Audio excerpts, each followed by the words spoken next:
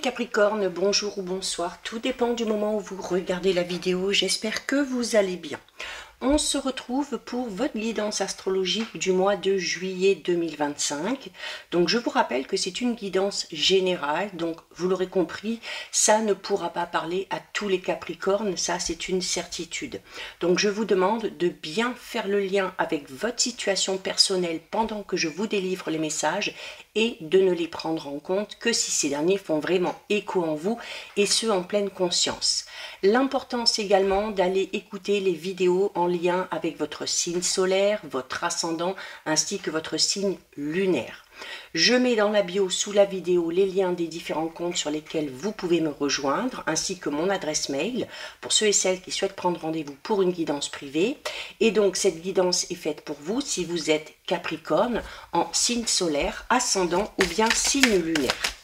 Donc Capricorne, on commence avec les énergies dominantes de ce mois de juillet.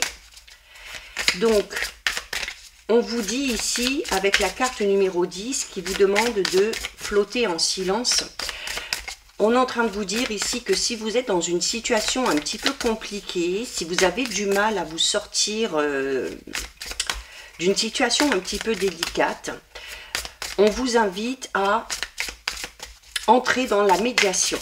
On vous dit clairement ici que la médiation sur ce mois de juillet, ce sera la clé pour trouver des solutions, pour vivre des moments heureux, des moments joyeux, pour profiter aussi des plaisirs de la vie. Donc il y aura peut-être des petites concessions à faire, alors notamment peut-être au niveau relationnel, sentimental. On vous demande tout simplement de ne pas trop faire de vagues sur ce mois de juillet. Et vous voyez, en plus on a les désaccords. Donc là, vous avez la solution. Dans toute situation où il y a des désaccords, si vous êtes dans une situation, une relation où on n'a pas le même avis, on n'a pas le même point de vue, donc déjà être à l'écoute, donc déjà vous dire clairement ce que vous pensez, mais être à l'écoute aussi de la partie adverse, d'accord? Et c'est de cette manière-là, c'est déjà en étant à l'écoute, c'est en faisant aussi quelques petites concessions, c'est en essayant de trouver une solution qui va arranger tout le monde que vous arriverez à dépasser tout ça, d'accord? Donc ici, vous avez la problématique, mais vous avez également la solution. On va aller voir au niveau général.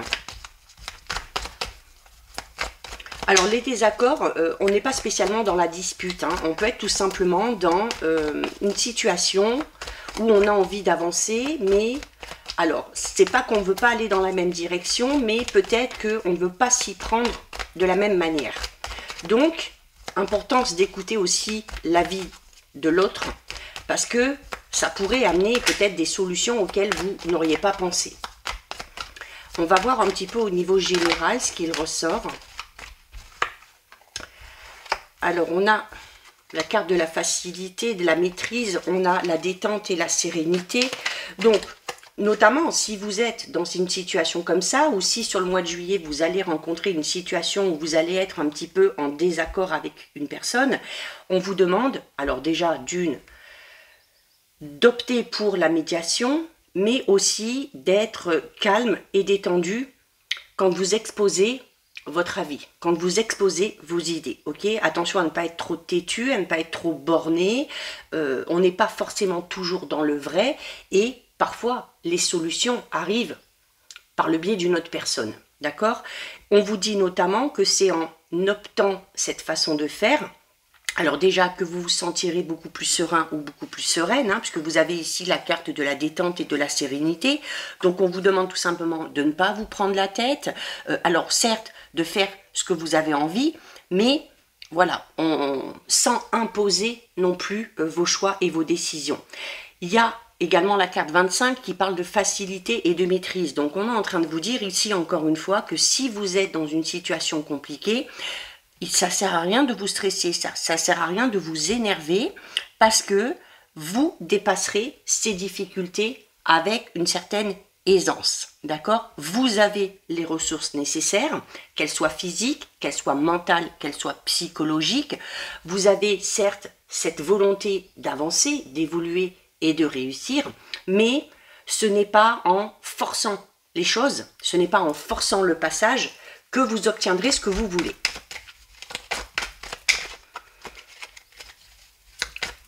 Ça peut être au travail, ça peut être au niveau relationnel familial, amical, ça peut être par rapport aussi à un projet de couple.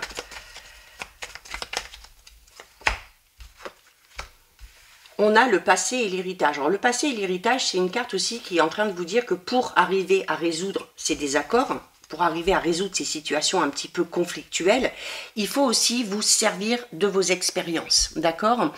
C'est également le passé et l'héritage, c'est un petit peu ce que je vous disais tout à l'heure, hein. Ça ne sert à rien d'essayer de forcer les choses, d'essayer d'imposer vraiment vos idées, vos choix et vos décisions, mais d'être à l'écoute de l'autre. Parce que le passé et l'héritage, c'est une carte qui vous demande d'avancer petit pas par petit pas. C'est comme ça aussi que vous ressentirez une certaine sérénité, c'est comme ça que vous éviterez le stress, la colère et que vous éviterez tout simplement les désaccords.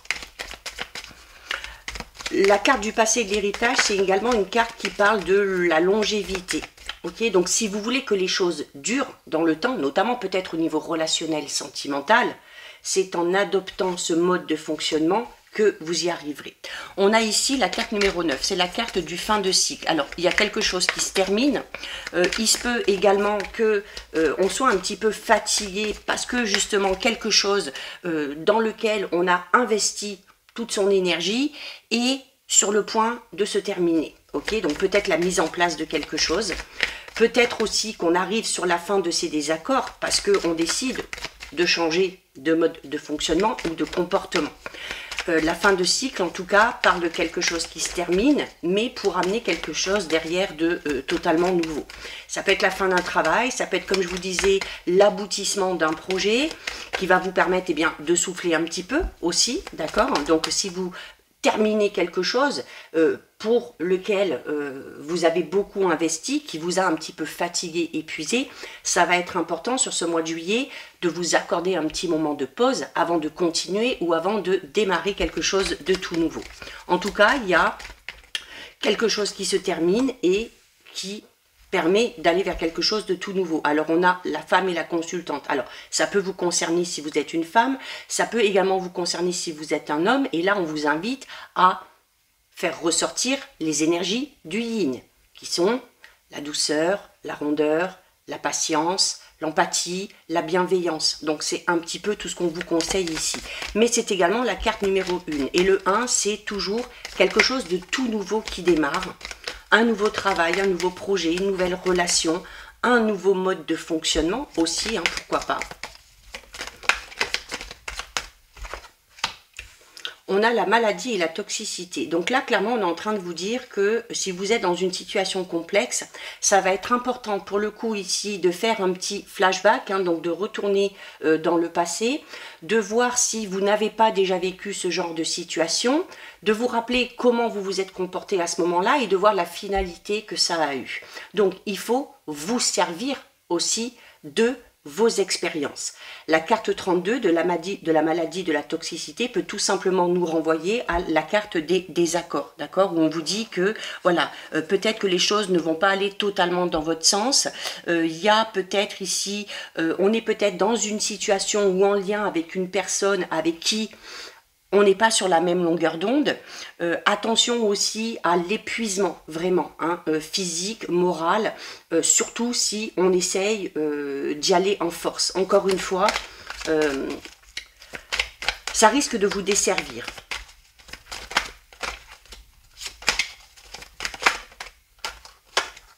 Regardez, on a les choix et on a la décision. Donc vous êtes à un carrefour de votre vie ici. Alors un carrefour, notamment pour ceux et celles qui ont un cycle qui se termine et qui entament quelque chose de tout nouveau. Il se peut également que certains Capricornes mettent un terme à quelque chose qui était toxique. Peut-être un travail dans lequel vous n'étiez pas bien, un travail où vous étiez entouré de personnes toxiques, ou peut-être aussi une relation, hein, qu'elle soit familiale, qu'elle soit amicale ou encore qu'elle soit sentimentale. En tout cas, ce mois va vous amener à, voilà, à prendre des décisions, à faire des choix importants qui auront de l'importance pour votre futur. Il se peut également qu'il y ait une nouvelle voie qui s'ouvre à vous par rapport à un projet, peut-être une nouvelle voie professionnelle. Au niveau relationnel, sentimental, on peut être ici avec la carte numéro 16 sur une nouvelle rencontre. Là aussi, peu importe la nature de cette rencontre, à partir du moment où on quitte peut-être cette situation ou cette relation qui était toxique, forcément ça ouvre la porte à quelque chose de tout nouveau. On a la carte numéro 15, c'est la carte du pont. Donc encore une fois, c'est un petit peu la même signification que cette carte ici. C'est-à-dire que même s'il y a des complications, même s'il y a des difficultés, des désaccords, vous allez réussir à dépasser tout ça. Hein. C'est également une invitation à passer au-dessus de certaines difficultés, à passer au-dessus de certains comportements et de ne pas vous y attarder pour ne pas y laisser toute votre énergie. C'est un petit peu comme si on vous disait ici qu'il y a peut-être des relations, une relation ou une situation en particulier qui ne mérite pas que vous y laissiez votre temps et votre énergie, d'accord? Donc le choix est là aussi, hein, peut-être arriver à prioriser les choses, à vous dire, voilà, ça vaut le coup que je m'investisse, cette situation ou cette relation n'en vaut pas la peine, parce que, ben voilà, ça me parle, j'ai déjà vécu ça dans le passé, je sais comment ça va se terminer et c'est pas la peine, d'accord? On y perdrait du temps, on y perdrait de l'énergie. L'aide et le rapprochement peut parler aussi d'une réconciliation à partir du moment où on est dans le désaccord, à partir du moment où on essaye d'être à l'écoute de l'autre, où on essaye d'entrer dans la médiation, comme je le disais tout à l'heure, pour que tout le monde y trouve son compte, c'est aussi un moyen d'arriver à se réconcilier ou à se rapprocher d'une personne. Et on termine avec la carte de la stérilité. Et vous voyez cette ligne, c'est exactement ce que je viens de vous dire. De vous remémorer si vous n'avez pas déjà vécu cette situation ou cette relation dans le passé. Et de vous rendre compte au final que malgré les efforts que vous aviez faits à cette époque, ça n'a abouti à rien. Et regardez, on arrive avec la carte de la stérilité. Donc là, clairement, notamment si vous êtes en train de vivre quelque chose que vous avez déjà vécu dans le passé, c'est là où on vous dit, attention, alerte, rappelle-toi comment tu t'es comporté, rappelle-toi tous les efforts que tu as faits, rappelle-toi ce que ça a donné. Ça a donné pas grand-chose au final, puisque on se retrouve avec la carte du désert qui est la carte de la stérilité et de l'absence. Et là, on est tout simplement en train de vous dire que si vous êtes en train de vivre une situation que vous avez vécue dans le passé, dites-vous bien que ça ne donnera rien. Ça ne donnera rien si vous vous comportez de la même façon dont vous vous étiez comporté, ou ça ne donnera rien aussi si on est vraiment dans une situation ou dans une relation toxique. Parfois, il vaut mieux mettre un terme à tout ça pour laisser la place au renouveau et pour pouvoir avancer. Comme je le disais tout à l'heure, petit à petit, pas à pas, ça ne sert à rien de se précipiter. On vous invite ici aussi avec le choix et la décision et avec la détente et la sérénité de savoir vous poser, de savoir vous accorder aussi des moments de pause et des moments de répit pour réfléchir et pour prendre une décision. Là, c'est une invitation à ne pas prendre de décision sur le coup de l'émotion. D'accord? Donc, voilà pour vous les Capricornes au niveau général. On va aller voir au niveau relationnel, sentimental.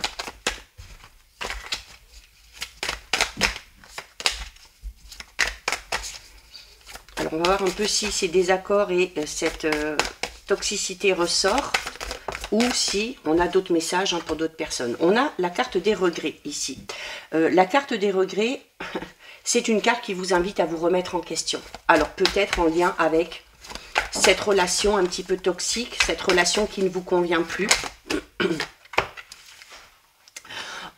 C'est également le fait de se rendre compte, justement, en se remettant en question, il se peut que certains Capricornes se rendent compte eh bien, qu'on n'a pas fait le bon choix, qu'on n'a pas pris la bonne décision et qu'on a un petit peu commis une erreur.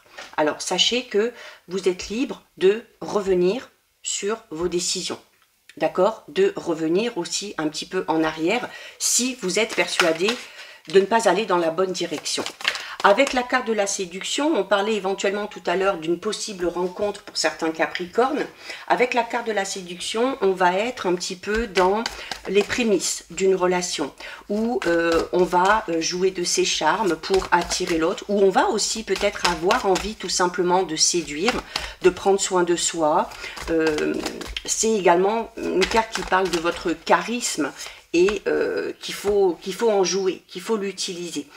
Vous voyez, on retrouve l'empathie. Donc, on retrouve un petit peu ce qu'on a dit tout à l'heure ici sur cette manière que vous devriez avoir, cette manière de fonctionner que vous devriez utiliser pour arriver à résoudre une situation un petit peu complexe. La carte de l'empathie, c'est une carte qui vous demande d'être à l'écoute de l'autre, d'essayer de comprendre aussi les émotions de l'autre. Et ça, c'est très important dans toutes les relations, d'accord? Il se peut ici que vous ayez en face de vous une personne avec une sensibilité émotionnelle beaucoup plus élevée que la vôtre. Alors peut-être que du coup, vous n'avez pas l'habitude de fonctionner comme ça, mais là, clairement, on vous invite à être à l'écoute de votre cœur, tout simplement, de votre intuition aussi, de savoir aussi faire des compromis, hein, comme on l'a vu tout à l'heure. On a le pantin, donc on retrouve la relation toxique, ok? Alors, notamment, je disais tout à l'heure, dans le général, hein, on a vu qu'à un moment donné, en se focalisant sur ce qu'on a vécu dans le passé, on est peut-être en train de se rendre compte qu'on est en train de vivre le même genre de relation, qui n'est pas bonne. Et on peut du coup ici, eh bien, avoir des petits regrets, parce que ça fait jamais plaisir de se rendre compte qu'on s'est trompé, qu'on n'a pas eu la bonne intuition, qu'on a commis une erreur, qu'on n'a pas fait le bon choix. Mais c'est important parce que vraiment ici, on est peut-être en train de vivre la même chose. Alors peut-être aussi tout simplement que ces regrets sont là parce qu'on en a peut-être aussi un petit peu marre, hein, de vivre un petit peu toujours les mêmes relations. Regardez, derrière, on a la rupture, ok?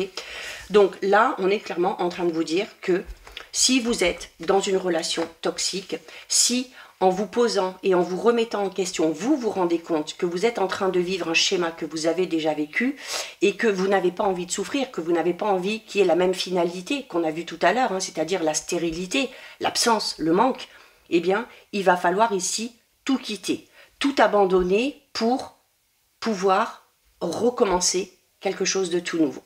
Et vous voyez, derrière cette rupture de cette relation toxique, on a l'indépendance. Et l'indépendance, c'est le fait de se sentir soulagé, d'avoir cette sensation de liberté retrouvée, de pouvoir enfin voler de ses propres ailes, de pouvoir enfin faire ses propres choix, prendre ses propres décisions en son âme et conscience. C'est également le fait de pouvoir faire les choses en totale autonomie, d'accord? Donc, clairement, ça reprend ce qu'on a vu au niveau général. Et vous voyez, on a le cœur ici, alors notamment sur la carte de la séduction, qui peut parler, comme je l'ai dit tout à l'heure, d'une nouvelle rencontre ou d'un nouveau mode de fonctionnement au niveau relationnel sentimental. Et on vous dit que c'est comme ça. On vous dit que c'est comme ça que vous trouverez l'amour sincère. On vous dit que c'est comme ça que vous trouverez l'amour inconditionnel.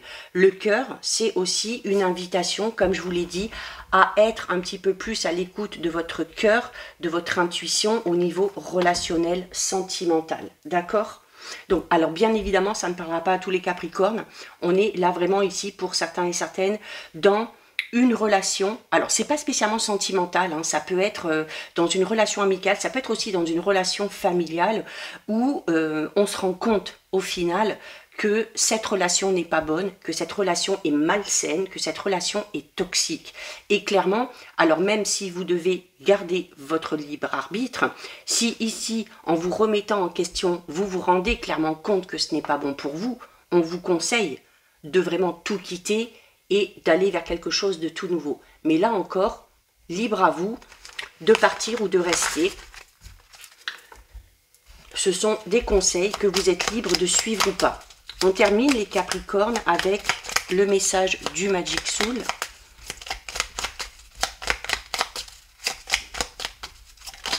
Et Eh bien, regardez, on a un message très bref, très court, mais qui vous dit « La chance est avec toi ».